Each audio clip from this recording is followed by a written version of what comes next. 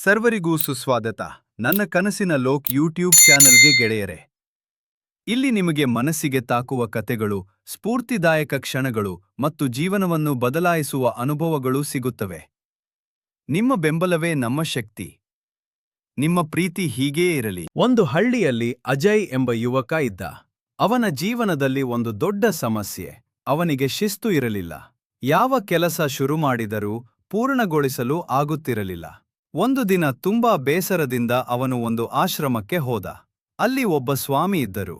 ಅಜಯ್ ಕೇಳಿದ, ಸ್ವಾಮಿ, ನಾನು ಏನು ಮಾಡಿದರೂ ಕೊನೆಯವರೆಗೂ ಮಾಡಲಾಗುತ್ತಿಲ್ಲ. ನಾನು ಯಾಕೆ ಹೀಗೆ? ಸ್ವಾಮಿ ನಗುತ್ತ ಹೇಳಿದರು, ನಿನಗೆ ಉತ್ತರ ಬೇಕಾ ಅಥವಾ ಅನುಭವ ಬೇಕಾ? ಅಜಯ್ ಸ್ವಲ್ಪ ಅಚ್ಚರಿಯಿಂದ, ಅನುಭವ. ಸ್ವಾಮಿ ಹೇಳಿದರು. ಸರಿ ಸ್ವಾಮಿ, ಹೇಳಿದರು. ಸರಿ, ನಾಳೆ ಬೆಳಗ್ಗೆ ಬಾ, ನಿನಗೆ ಒಂದು ಆಟ ತೋರಿಸ್ತೀನಿ. ಮರುದಿನ ಸ್ವಾಮಿ ಅಜಯ್ಗೆ ಒಂದು ಚಿಕ್ಕ ಬೌಲಿನಲ್ಲಿ ನೀರು ತುಂಬಿಕೊಟ್ಟರು. ಅದರ ಮೇಲೆ ಒಂದು ಸಣ್ಣ ಹೂವಿನ ರೆಂಬೆ ಇಟ್ಟು ಹೇಳಿದರು, ಈ ಹೂವನ್ನು ನೀನು ಕೈಯಲ್ಲಿ ಹಿಡಿದು ಆಶ್ರಮದ ಸುತ್ತ 3 ಸುತ್ತು ಹಾಕಿ ಬಾ. ಒಂದು ಷರತ್ತು, ಈ ಹೂ ಕೆಳಗೆ ಮೊದಲಿಗೆ ಎಲ್ಲವೂ ಸರಿ ಇತ್ತು. ಆದರೆ ಕೆಲವು ಹೆಜ್ಜೆ ನಂತರ ಹಳ್ಳಿ ಜನರು ಮಾತನಾಡುತ್ತಿರುವುದು ಕೇಳಿಸಿತು. ಮಕ್ಕಳು ಆಡುತ್ತಿರುವುದು ಕಾಣಿಸಿತು. ಪಕ್ಕದಲ್ಲಿ ಯಾರೋ ಜಗಳ ಮಾಡುತ್ತಿದ್ದರು. ಅಜಯ್ ಸ್ವಲ್ಪ ಗಮನ ತಪ್ಪಿತು. ಹೂವಿನ ರೆಂಬೆ ಕೀಳಿಗೆ ಬಿತ್ತು. ಅವನು ಮತ್ತೆ ಪ್ರಯತ್ನಿಸಿದ. ಈ ಬಾರಿ ಅವನ ಮನಸ್ಸಿನಲ್ಲಿ ಯೋಚನೆಗಳು. ನಾನು ಮಾಡ್ತೀನಿ. ಈ ಬಾರಿ ತಪ್ಪಿಸಿಕೊಳ್ಳಬಾರದು. ಅಯ್ಯೋ, ಬೀಳ್ಬಿಟ್ರೆ? ಭಯ, ಒತ್ತಡ, ಗೊಂದಲ. ಮತ್ತೆ ಹೂ ಕೆಳಗೆ ಬಿತ್ತು. 3ನೇ ಬಾರಿ, 4ನೇ ಬಾರಿ. ಎಷ್ಟೋ ಪ್ರಯತ್ನ ಮಾಡಿದರೂ ಅಜಯ್ ಫೇಲ್ ಆಯ್ತಾನೆ. ತಲೆ ತಗ್ಗಿಸಿಕೊಂಡು ಸ್ವಾಮಿಯ ಬಳಿ ಬಂದು, ಸ್ವಾಮಿ, ಇದು ತುಂಬಾ ಸುಲಭ ಅಂತ ಅನ್ನಿಸಿತು, ಆದರೆ ನಾನು ಮಾಡಲಾಗಲಿಲ್ಲ. ಸ್ವಾಮಿ ನಿಧಾನವಾಗಿ ಕೇಳಿದರು, ನೀನು ಹೂವನ್ನು ಕಾಪಾಡೋಕೆ ಪ್ರಯತ್ನ ಮಾಡ್ತಿದ್ದೀಯಾ ಅಥವಾ ಹೊರಗಿನ ಜಗತ್ತನ್ನು ನೋಡ್ತಿದ್ದೀಯಾ? ಅಜಯ್ ನಿಶ್ಶಬ್ದ. ಸ್ವಾಮಿ ಮುಂದುವರೆಸಿದರು, ಜೀವನದಲ್ಲೂ ಇದೇ ಆಗುತ್ತಿದೆ ಅಜಯ್. ನಿನ್ನ ಗುರಿ ಒಂದೇ, ಆದರೆ ನಿನ್ನ ಮನಸ್ಸು 1000 ಕಡೆ ಓಡುತ್ತಿದೆ.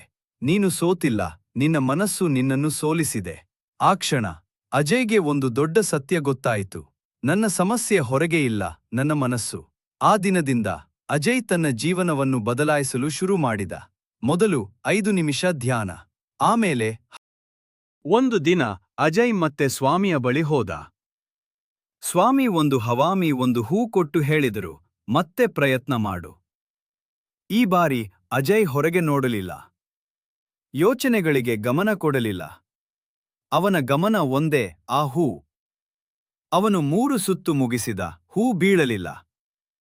ಸ್ವಾಮಿ ನಗುತ್ತ ಹೇಳಿದರು, ಈಗ ನೀನು ಆಟ ಗೆದ್ದಿದ್ದೀಯ, ಆದರೆ ನಿಜವಾದ ಗೆಲುವು ನಿನ್ನ ಮನಸ್ಸಿನ ಮೇಲೆ. ಸಾರಾಂಶ: ಮನಸ್ಸು ಒಂದು ಆಟ ಆಡುತ್ತದೆ. ಗಮನ ತಪ್ಪಿಸಿದರೆ ನಾವು ಸೋಲುತ್ತೇವೆ. ಆದರೆ ಶಿಸ್ತಿನಿಂದ, ಅಭ್ಯಾಸದಿಂದ ನಾವು ಅದನ್ನು ಗೆಲ್ಲಬಹುದು. ಕೊನೆಯ ಸಾಲು: ಜೀವನದಲ್ಲಿ ಗೆಲ್ಲೋಕೆ ಮೊದಲು ನಿನ್ನ ಮನಸ್ಸಿನ ಆಟವನ್ನು ಗೆಲ್ಲಬೇಕು.